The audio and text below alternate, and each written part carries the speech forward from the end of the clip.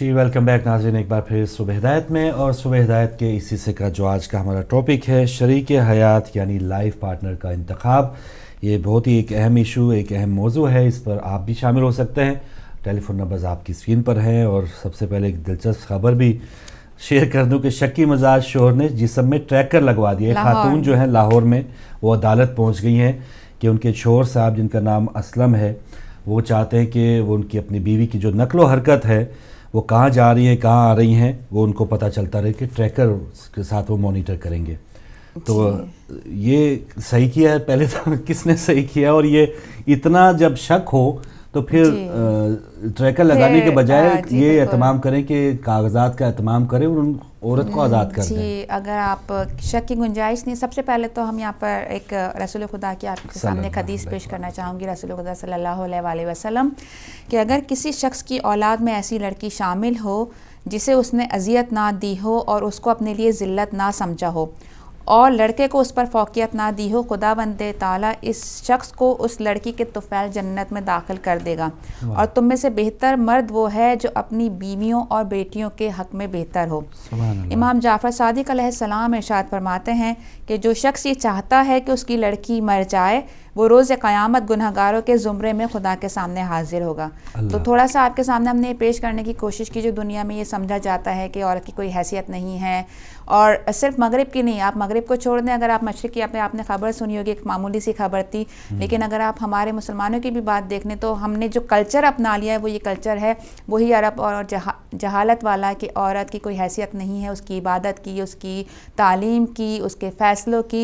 लेकिन अगर इस्लाम की तरफ आप आएँ तो इस्लाम में जितनी ख़वातीन गुजरी हैं, इस्लाम ने ख़ुद इस बात को आपको सामने बताने की कोशिश की है कि औरत अपने अंदर एक अजीम पैकर है, एक खूबसूरत मखलूक है खुदा की, और एक अपने अंदर एक हसास दिल रखती है जिसका ख्याल रखना उसके आसपास के लोगों का, ना महरमों की बात नहीं हो रही यहाँ पे, महरम लोगों की बात हो रही है कि उनकी ज़िम्मेदारी है कि वो अपनी बहुओं, बेटियों, माँओं, इन सब का, बहनों का, इनका ख्याल रखें, इनके हुकूक व फ़राइज़ को पूरा करने में कोताही ना करें क्योंकि वो आपके ऊपर डिपेंडेंट हैं। बिल्कुल। और एक चीज़ ये शादी से पहले एक तो ये सोच अब तो वो ख़त्म हो रही है कि हम किसी लड़का या लड़की एक दूसरे की सीरत देखें या उसकी क्या क्वालिटीज़, क्या सिफ़ात क्या है।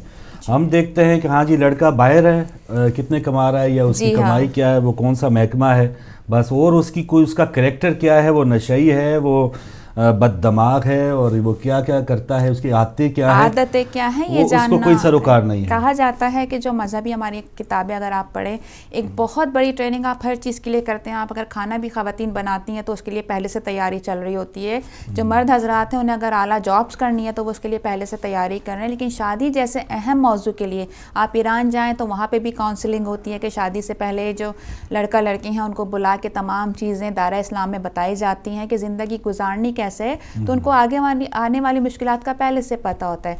हमारा कल्चर ये है कि हम ये कहते हैं कि शादी कर लो निभ जाएगी, निभ जाएगी, वल्ला आलम निभ भी जाती है, निभा ली भी जाती है, लेकिन क्या उस शादी से खुशी हासिल होती है? शादी करने से पहले ये देखिए कि लड़का और लड़की दोनों का आपस में कफ़ू होना, दोनों का आपस में बराबर होना बहुत ज़्यादा ज़रूरी है। होता यह है कि हम अपनी बहुत आला तालीम याफ्ता बेटी को कभी कभी सिर्फ इस वजह से कि रिश्ते की कमियां हैं तो उसकी वजह से हम किसी के हवाले कर दें, अपने रिश्तेदारों का भरम रखने के लिए। हाँ जी, बहन का बेटा है तो ये तो अब क्या करें, मेरी बहन नाराज ना हो जाए, या फिर वो लड़का लड़की आगे जिंदगी में वो भस्म हो जाए, वो हमें कोई सरोकार नहीं है। हमारे अपने रिश्तेदार नाम से नाराज हो जाए, हम अपने बच्चों की जिंदगी। और इसमें वालिदैन को इस बात पर, ये इस्लाम ने भी इजाज़त दी है, उलमाए कराम से भी आप पूछें कि वालिदैन को इस बात पर तवज्जो रखनी चाहिए कि शरीक हयात या लाइफ पार्टनर के इंतखाब का हक इस्लाम की पेश की हुई शरात के साथ लड़का और लड़की को हासिल है, माँ बाप को वो हक हासिल नहीं है। यानी अगर आपके जो बच्चे हैं जब अपने लिए अच्छा और बुरा सोच सकते हैं, अपनी तालीम, अपना तजुर्बा, अपनी ज़िंदगी, तो उनको आज की दुनिया में रहते हुए कम अज़ कम आप जो उनकी पसंद और नापसंद है उसके मामले में सख्त गिरी का रवैया ना अपनाएं, क्योंकि आप अगर ये समझते हैं कि आप अगर उनकी कुछ आदतें नहीं बदल पाए تو پھر آپ یہ کیسے سمجھ سکتے ہیں کہ آپ اس کے ساتھ کسی لڑکی کو لا کے یا کسی لڑکے کو لا کے کہ بھائی وہ پھر بعد میں عادتیں بدل جائیں گی, کچھ ہو جائے گا. آپ کی اولاد جب آپ کے ساتھ رہ کے نہیں بدل پائی تو اس کے مخالف میں ایک ایسی پسند لے کر آنا جو آپ کو پسند ہو لیکن آپ کے بیٹے یا آپ کی بیٹی کا ہمسر نہ ہو, اس سلسلے میں مشکلات زیادہ آتی ہیں. تو کوشش کیجئے کہ آج کل جو یہ شادیاں ہو رہی ہیں کہ ماں باپ اپنے طور پر اب بھی فیصلہ کر دیتے ہیں, اور لڑکوں کو بس یہ فائدہ ہوتا ہے کہ ان کو پتہ ہے کہ ایک لڑکی آئے گی ان کا گھر سنبھال لے گی, لیکن جو وہ چاہتے ہیں وہ نہیں ملتا تو پھر آگے جا کے پرابلمز آتی ہیں. لیجیے ناظرین سے بھی رائے لیتے ہیں. آج کے پہلے کالر ہمارے ساتھ آ چکے ہیں. السلام علیکم. السلام علیکم جی, آپ لائیو آ چکے ہیں, بات کیجئے. السلام علیکم. کوئی بات نہیں, آپ دوبارہ آئیے. اور آج کا جو ہمارا ٹاپک ہے آپ کے سامنے ہے کہ کس انداز میں ہم اپنے جو شریک حیات منتخب کرنے جا رہے ہیں ان میں کیا کوالٹیز ہو اور اپنے آپ کو کس انداز میں پیش کرنا چاہیے. کھولنے کی کوشش ہے ماں باپ کو. ہم زیادہ دھوکے میں اب دیکھیں نا کہ اب میں فرض کیا 8ویں پاس ہوں اور میں کہوں میں ماسٹرز کیا ہوا ہے. تحقیق کیجئے. جی ہاں, تو یہ تھوڑا سا ہونا چاہیے یہ کہ تحقیق ضرور ہو. جی السلام علیکم. السلام علیکم. وعلیکم السلام. I'm calling from Leicester and I want to recite Dua Imam Zaman alayhi salam. Salawat Allahumma salli ala Muhammad wa ali Muhammad wa ajil farajahum. إلهي عزم البلاء وطرح الخفاء وانكشف الغطاء وانقطع الرجاء وضاقت الأرض ومنعت السماء وأنت المستعان وإليك المشتكى وعليك المعول في الشدة والرخاء.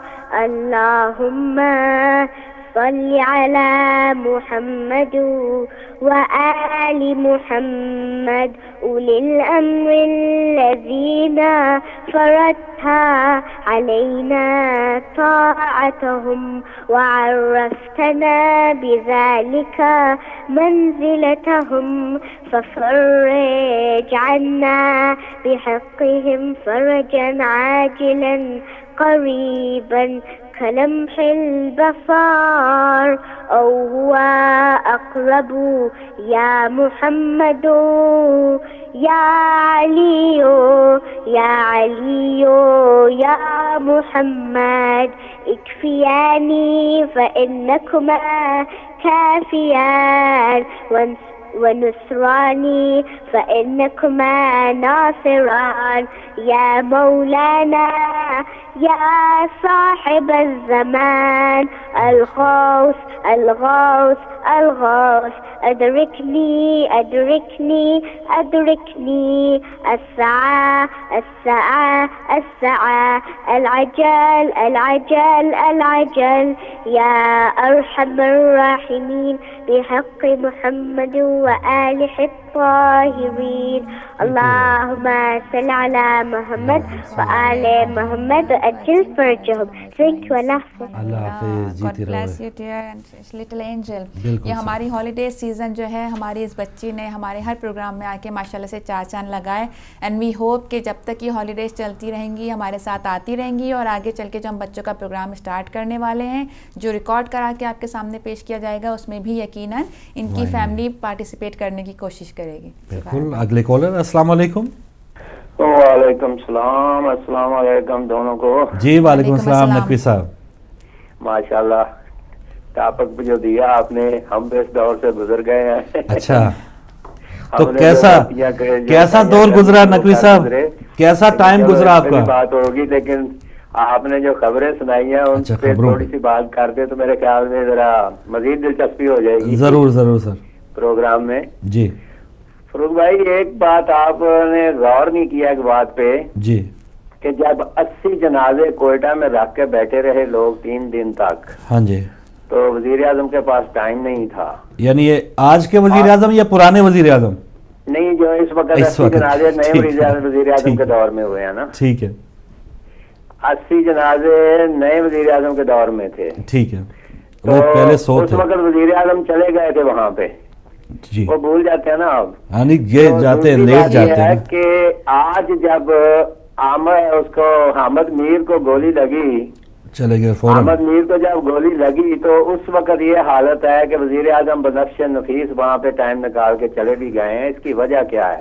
کیا باقی آدمیوں کا خون جو ہے وہ اتنا ارزاں ہے یا اتنا سستا ہے کہ وہاں پہ کوئی دلچسپی نہیں ہے؟ روز مر رہے ہیں، شیعہ کا مر رہے ہیں اور شہید ہو رہے ہیں، ان کا خون کسی قیمت کا نہیں ہے. تو دوسری بات یہ ہے کہ حامد میر جو ہے اس کے لیے اس لیے گئے ہیں کہ اب تو ایکسپوز ہو گیا ہے کہ جنگ اور جیو یہ ملک دشمن ہیں، اور انہوں نے ملک دشمنی میں اتنے آگے بڑھ گئے ہیں کہ اب ان پہ غداری کے فتوے بھی آنے شروع ہو گئے ہیں. لیکن نہ تو سپریم کورٹ بول رہی ہے، نہ کوئی سومو موٹو ہو رہا ہے، بلکہ وزیر اعظم صاحب خود جا رہے ہیں. حالانکہ ہر چیز ایکسپوز ہو چکی ہے، اور کوئی ISI پہ جو الزام لگے ہیں تو وہ سارے آپ کے سامنے ہیں. آپ کا بھی لہجہ تھوڑا سا نرم ہی ہے اس معاملے میں، اور عدالتیں بھی نہیں بول رہی اور کوئی اور بھی بات نہیں کر رہا، صرف اس لیے کہ یہ بڑی پارٹی ہے اور وزیر اعظم کی چہیتی پارٹی ہے. اور جہاں تک تعلق ہے وزیر اعظم کا سعودی عرب جانے کا، تو بھائی وہ تو ڈکٹیشن لینے جاتے ہیں، میرے خیال میں کوئی پوائنٹ بھول گئے ہوں گے، وہ دوبارہ پوچھنے جا رہے ہیں کہ شیعوں کو کس طرح ٹائٹ کیا جائے. اور وہ پوچھ کے کہتے ہیں نا ہدایتنامہ خامن، وہ ہدایتنامہ خامن لینے جا رہے ہیں، اور لے کے آ جائیں گے تو پتہ چل جائے گا آپ کو کہ وہ نئی ہدایت پہ کیا عمل ہوگا. صحیح ہے. باقی جہاں تک آپ کے ٹاپک کی بات ہے تو فروخ بھائی میں صرف اتنی بات کہوں گا کہ اس میں 2-3 قباحتیں ایسی ہیں جس میں دونوں طرف سے ہوتی ہیں. پہلی بات تو یہ ہے کہ علم ایک اچھی چیز ہے، علم حاصل کرنا چاہیے، لیکن دنیاوی علم کے ساتھ ساتھ دینی علم بھی چاہیے. لیکن آج ہوتا کیا ہے کہ اپنی بچیوں کو PhD کروا دیتے ہیں، دنیاوی علم تو دے دیتے ہیں، آٹا گوندنے کا انہیں پتہ نہیں ہوتا، سوئی سلائی کا پتہ نہیں ہوتا، کھانا پکانے کا پتہ نہیں ہوتا. لیکن جب وہ شادی کر کے گھر آتی ہے تو اس سے کہتے ہیں کھانا پکاؤ، تو وہ ڈگری سامنے رکھ دیتی ہے لنچ پہ، جی میں تو PhD ہوں، میں کھانا کیسے دوں آپ کو. اور جب کوئی بات کہیں تو وہ کہتے ہیں جی میں تو PhD ہوں، میں تو نہیں کر سکتی کچھ بھی. تو ایک تو قباحت یہ ہے کہ وہ والدین جو وہ دینی تعلیم نہیں دیتے، گھریلو تعلیم نہیں دیتے. دوسری بات یہ ہے کہ پہلے زمانے میں جب شادیاں ہوتی تھی تو خاندانوں کو ملتے تھے، اور کوشش یہ ہوتی تھی کہ اپنی بچی یا بچہ بڑے خاندان میں شادی کریں اس کی، تاکہ خاندان آگے بڑھے. آج یہ ہے کہ مادہ پرستی کا دور ہے. آج تو کہتے ہیں کہ اول تو بہن بھائی ہوں ہی نہ لڑکے کے، اور ماں باپ بھی ہوں تو وہ بھی دنیا سے چلے جائیں تو بہتر ہے ہماری بچی اکیلی راج کرے. تو ایک تو یہ بات ہو جاتی ہے. تیسری بات یہ ہے کہ لڑکا بھی اگر ہو تو ان کے پاس ان کی بھی یہی ہوتی ہے کہ لڑکے والے بھی جو جہیز وغیرہ کی سلسلہ شروع ہو جاتا ہے، وہ بھی کہتا ہے کہ کار کوٹھی جو میرے خاندان میں کسی نے نہیں لی اب مجھے بھی مل جانی چاہیے.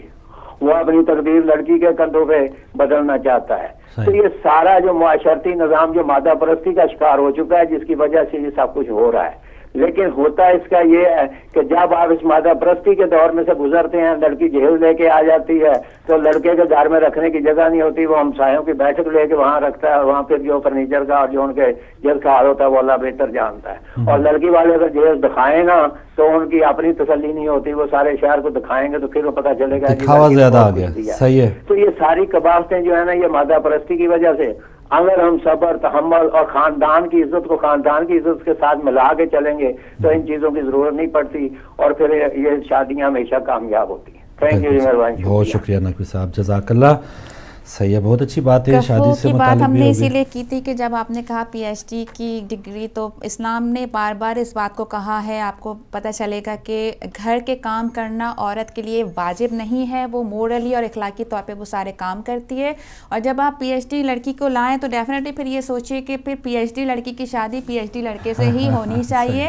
اگر آپ کو گھر میں ڈیفینیٹلی ایک میٹ چاہیے تو پھر میٹ کا ضرور انتظام کریں. لیکن یہ ساری باتیں آپس کی انڈرسٹینڈنگ پر ہیں، تو کوشش کیجیے کہ اسی لیے ہم بار بار اس بات کو کہہ رہے ہیں کہ کفو کا مطلب یہ ہے کہ برابری اور ہمسری کی بنیاد پر آپ لوگ رشتے تلاش نہ کریں، یا یہ کہہ دیں کہ کوئی سیلیبریٹی ہے یا لڑکی PhD ہے یا بیرسٹر ہے تو اگر ہم خاندان میں لائیں گے تو ایک اچھا ٹھپا لگے گا کہ لڑکی کے پاس یہ ڈگری ہے. جب آپ وہ ڈگری لے کر آتے ہیں تو پھر اس ڈگری کے لیے ہمیں اتنی ایفرٹس بھی اور قربانیاں بھی دینی پڑتی ہیں. اور جہاں تک بات رہ گئی ایک اپنے بزرگوں سے میں تھوڑی سی شکایت ہے کہ جو بزرگ 40 اور 30 سال پہلے یہاں پر آ کر بس گئے، جو مائیں بس گئیں، تو وہ یہاں پر اپنے سسرالوں کو چھوڑ کر آئیں. اچھا وہ یہاں پہ 30-40 سال کے جو بزرگ 40 اور 30 سال کے ہیں نہ 30-40 سال پہلے آئے, آپ لوگ نے بہت اچھی لائف یہاں پہ گزاری, مشکل لائف گزاری, لیکن آپ دونوں میاں بیوی ایک ساتھ تھے. اور مت بھولیے کہ آپ لوگ میجورٹی کی شادیاں پاکستان میں اپنے لیول میں ہوئی تھیں, اپنے لیول کے لوگوں کے ساتھ آپ آئے, یعنی اپنے لیول کے لوگوں کے ساتھ آپ آئے, اور وہ مائیں اپنے سسرالوں کے ساتھ نہیں رہیں, وہ باپ اپنی ماؤں کو چھوڑ کر یہاں پر آئے, اور اس وقت انہوں نے اپنی فائنینشیل نیڈز دیکھی.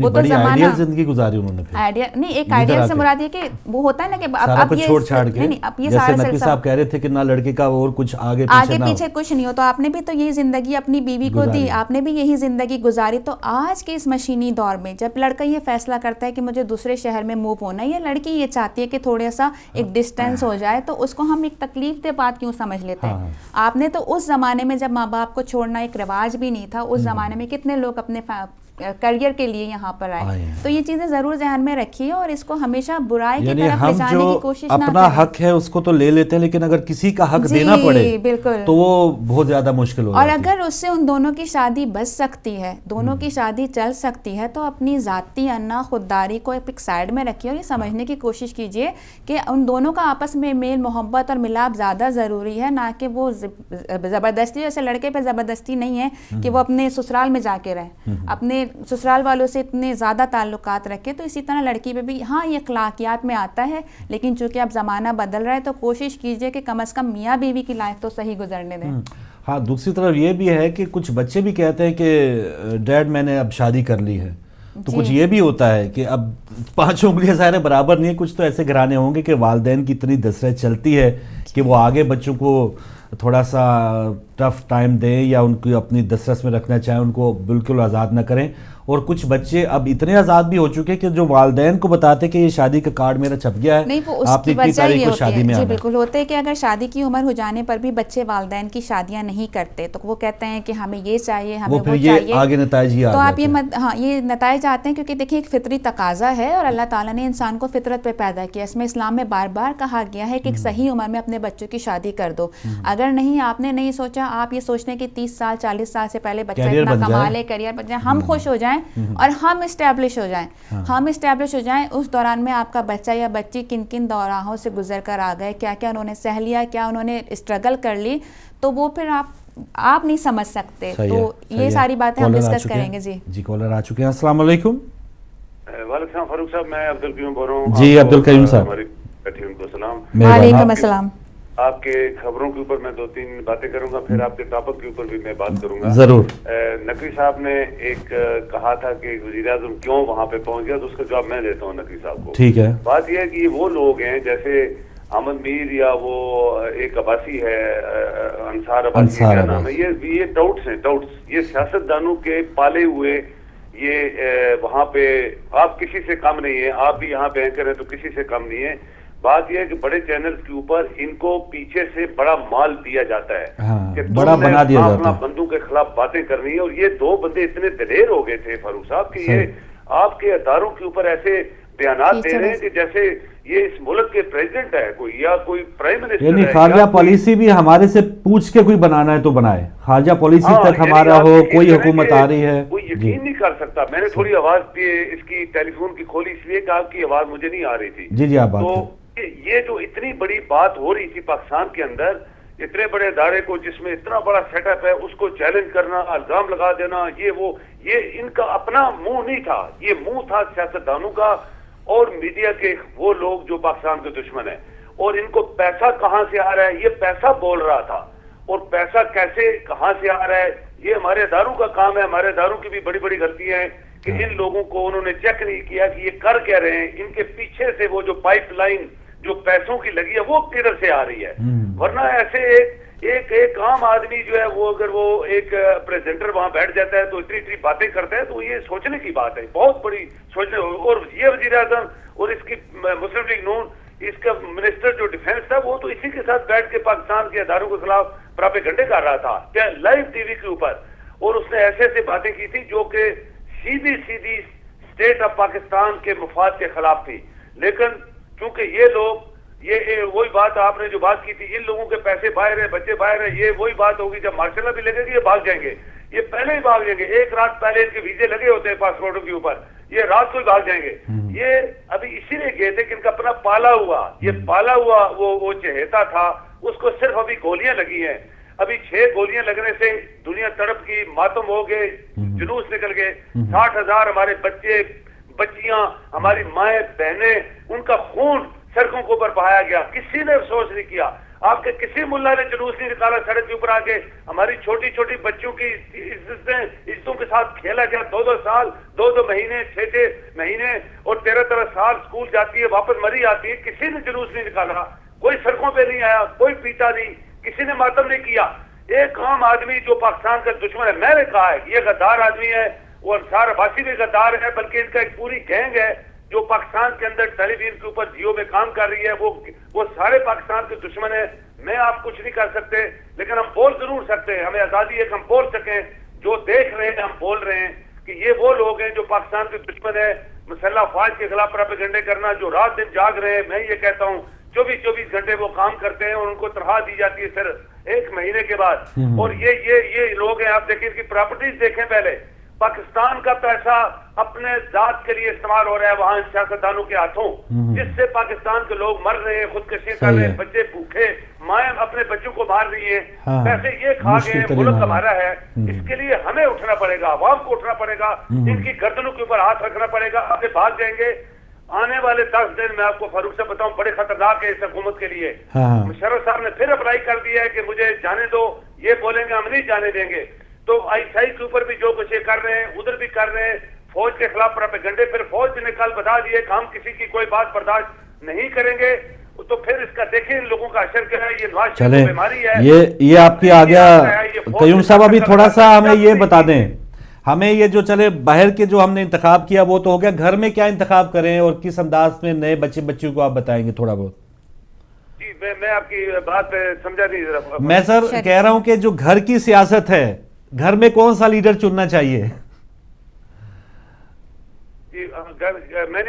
پتہ نہیں آپ کی آواز مجھے صحیح نہیں آ رہی. آپ کا پلیز میں سر چاہ رہا ہوں کہ یہ جو ٹاپک ہے اس حوالے سے کچھ بات کر دیں. گھر کی جو ہماری وزیر اعظم کون چنے ہم.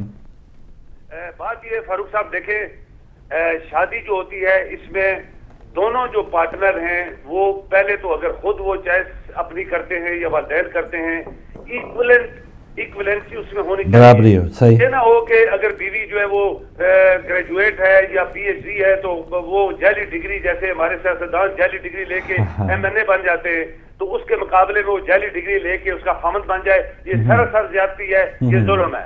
دوسری بات یہ ہے کہ اگر دونوں وہ اپنی مرضی سے اپنی تعلیم کے مطابق اپنے اسٹیٹس کے مطابق شادی کرتے ہیں تو میرا یہ خیال ہے کہ ان دونوں کو تا زندگی ایک دوسرے کی ریسپیکٹ کرنی چاہیے, ایک دوسرے کا ساتھ دینا چاہیے, ایک دوسرے کے ٹرسٹ کو, جو ٹرسٹ ہوتے ہیں آپس میں, اس کو دکھ نہیں پہنچانا چاہیے. اس کے خلاف کوئی ایسا کام نہ کریں کہ جو ٹرسٹ ہے آپ کا آپس میں وہ چلا جائے, اور وہ جو آپ کی ایک بندھن بندھا ہوا ہے اس کے اندر بے اعتمادی پیدا ہو جائے یا کوئی ایسی چیز پیدا ہو جائے کہ آپ کا گھر ٹوٹ جائے. تو یہ چیزیں, لیکن یہ جو آج کل بہت سارے یورپ میں دیکھیں ہر 4تھے دن طلاق ہو جاتی ہے. اس میں نقوی صاحب نے بھی بات کی تھی کہ بہت ایسے لوگ ہوتے ہیں جیسے مل کے اگر آپ نے کام کرنا ہے, اگر آپ نے مل کے کام کرنا ہے تو میاں بیوی دونوں مل کے کام کرو, گھر کو چلاؤ, عزت کے ساتھ چلاؤ, دونوں ماں باپ کی عزت کرو, دونوں سر سے بہن بھائیوں کی عزت کرو. تو کوئی مشکل نہیں ہے, یہ زندگی کوئی مشکل نہیں ہے. آپ نے خود اس کو چلانا ہے اور آپ کے اوپر منحصر ہے. ٹھیک ہے قیوم صاحب, بہت شکریہ, آپ شامل ہوئے. دونوں ایشوز پہ, باہر کی سیاست, اندر کی سیاست ہم نے کس طرح چلانی ہے. اب تو سیاستدان بچے بھی ہو گئے, ان سے بھی پوچھیں نا آپ کو امی اچھی لگتی ہے, ابو لگتے, کہہ رہے ہیں دونوں اچھے لگتے ہیں. تو وہ بھی بچوں کو بھی سیاست آ گئی ہے, انٹیلیجنٹ ہے. تو ٹرسٹ کی انہوں نے بات کی ہے, اور جعلی خامدوں کی بھی, اور جعلی جیسے انہوں نے بات کی کہ یہ جعلی رشتے, اس کا جو بنیاد ہے اس میں جال سازی نہیں ہونی چاہیے, حقیقت زیادہ ہو. کہ بچے آج کل کے آپ کے اتنے انٹیلیجنٹ ہیں تو ان کے اوپر تھوڑا سا ٹرسٹ رکھیے. اگر وہ کسی کو پسند کرتے ہیں انہیں موقع دیجیے کہ وہ اپنی پسند کو آپ کے سامنے لے کر آئیں, اور اگر وہ محسوس کرتے ہیں کہ اس کے ساتھ زندگی صحیح گزر سکتی ہے تو پھر ان کو اجازت دیجیے. کیونکہ شادی کے مسئلے میں سخت گیری بھی جو ہے وہ بہت سی پریشانیوں کا باعث بن رہی ہے.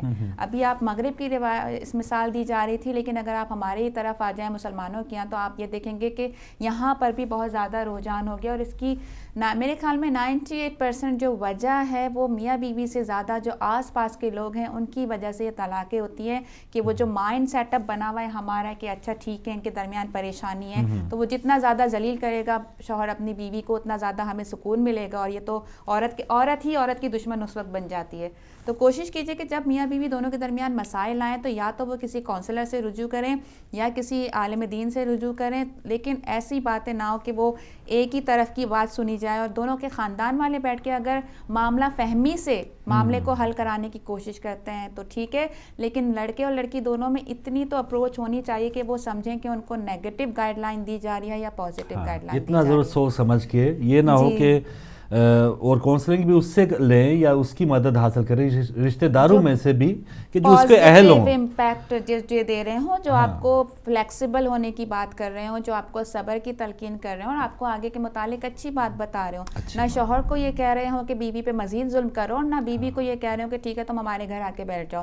ان دونوں صورتوں میں ہمیشہ یہ دیکھا جاتا ہے کہ آس پاس کے جو لوگ ہیں اور رشتہ داروں کے رشتہ دار, پھر رشتہ داروں کے رشتہ دار, تو ہر شخص پھر اس سے فائدہ اٹھانے کی کوشش کرتا ہے. یہاں پر بھی بیرونی ہاتھ والا معاملہ ہے. ہم بھی کہتے ہیں دھماکہ ہوا بیرونی ہاتھ کا کام ہے, تو یہاں گھر کے ٹوٹنے کا بھی بیرونی ہاتھ ہی زیادہ ذمہ دار ہے. کوئی کالر ہے ہمارے ساتھ. السلام علیکم. وعلیکم السلام فاروق صاحب, آپ دونوں کی خدمت میں میرا بہت بہت سلام. وعلیکم السلام نقوی صاحب. یہ جو موضوع ہے شادی کا, میں اس کے متعلق تو کیا عرض کروں, پہلے بھی بات کر چکا ہوں, لیکن یہ ہے کہ اگر آپ اجازت دیں تو اس سلسلے میں ایک شادی کے اوپر ایک لطیفہ ہے, وہ اس میں سنا دوں آپ کو. بسم اللہ بسم اللہ. اگر آپ اجازت دیں. جی کیوں نہیں نقوی صاحب, بسم اللہ. اچھا, وہ ایسا ہے کہ میرے ایک واقف کار تھے جی, انہیں اس کا علم تھا کہ میں غالب کا بہت بڑا مداح ہوں ایز اے شاعر, بہت ہی اچھا شاعر تھا. تو میرے پاس بیٹھے تھے. ایک دن میں جب غالب کا کوئی شعر پڑھا تو وہ تو بھڑک گئے, کہنے کہ آپ کس منحوس کا کلام سناتے ہیں, وہ تو نہایت ذلیل اور گھٹیا پھٹیچر قسم کا آدمی تھا, ایسا بڑا برا بلا کہا انہوں نے. اچھا, میں نے کہا آپ اس سے کیوں سے اتنا ناراض ہو رہے ہیں, اس نے آپ کے ساتھ کیا کیا ہے؟ کہنے لگے بھائی تو شاعر ہے, تو اپنی شاعری کر, اپنی ادارہ کی باتیں کر, لیکن یہ کہ تو دوسروں کو غلط مشورے کیوں دیتا ہے؟ اچھا. تو میں نے کہا اس نے آپ کو کیا مشورہ دے دیا؟ کہنے لگے اس کا وہ شعر آپ نے نہیں سنا ہے کہ شادی سے گزر کہ غم نہ ہوئے, اردی جو نہ ہو تو دے نہیں ہے. کہنے لگے میں نے سن رکھا تھا کہ فلاں شخص جو ہے فلاں تجربے سے گزرا, اتنا اچھا ہوا, یہ ہوا وہ ہوا. غالب اتنا بڑا شاعر ہے تھا, میں اس وقت تک اس کو بڑا ہی سمجھتا تھا. تو جب اس نے کہا کہ شادی سے گزر تو میں نے کہا آؤ دیکھنا آتا ہوں, میں نے شادی کر لی. اچھا, ماشاءاللہ ایک بہت مضبوط قسم کی ہے پری ہے, کل بیوی مل گئی. صحیح. لیکن صاحب اس کے بعد جو میری حالت تباہ ہوئی ہے وہ میں آپ کو بتا نہیں سکتا ان کے مشورے کی وجہ سے. اچھا. میں نے کہا کیا ہوا؟ کہنے کہ روز پڑتی تھی وہ مجھے. اچھا. اور چونکہ چوڑی چکلی تھی, بہت مضبوط تھی, تو بس بھی نہیں چلتا, چوٹ بھی لگتی تھی. ٹھیک ہے. تو میری تو زندگی تباہ ہو گئی اس کی وجہ سے. ابھی صرف اس لیے کہ غالب نے یہ مشورہ دیا تھا کہ شادی سے گزر کہ غم نہ ہو گئے. تو میں نے سر پیٹ لیا, میں نے ان سے کہا, میں نے کہا قبلہ آپ نے معنی نہیں سمجھے, شادی کے معنی رشتہ ازدواج نہیں تھا, اس کے معنی خوشی کے. صحیح. دنیا میں کسی چیز کو ثبات حاصل نہیں ہے, جو چیز آج ہے کل اس کے بالکل مخالف ہوتی ہے. بہار ہے تو خزاں بھی ہے, غم ہے تو خوشی بھی ہے. تو اس نے یہ کہا کہ آپ شادی میں اتنے مست نہ ہو جائیں کہ آپ کو پھر اس کے بعد غم سے گزرنا پڑے تو آپ کو بہت تکلیف ہو. ارے کہنے لگے ہے مجھے تو یہ پتہ ہی نہیں تھا, ورنہ میں تو کبھی بھی شادی نہیں کرتا. تو میں یہ بتا رہا ہوں کہ بعض لوگ جو ہیں ان کو شادی کا تجربہ اس طریقے سے گزرتا ہے. مجھے خدا کے فضل سے بہت ہی خوشی ہے, اللہ کے فضل و کرم سے بہت ہی کامیاب زندگی گزری ہے, اور دعا کیجیے کہ جتنی رہ گئی وہ بھی کامیاب. انشاءاللہ. بہت بہت شکریہ. ہم سب کی دعا آپ کے ساتھ ہے نقوی صاحب, بہت شکریہ. خدا حافظ. اسلام آباد سے آپ ہمارے ساتھ شامل ہوئے. جی, اور یہ بتا رہے کسی کے مشورے پہ یہی نہ کہ شادی کرنی ہے تو بس اب کر لیتے ہیں بغیر سوچے سمجھے.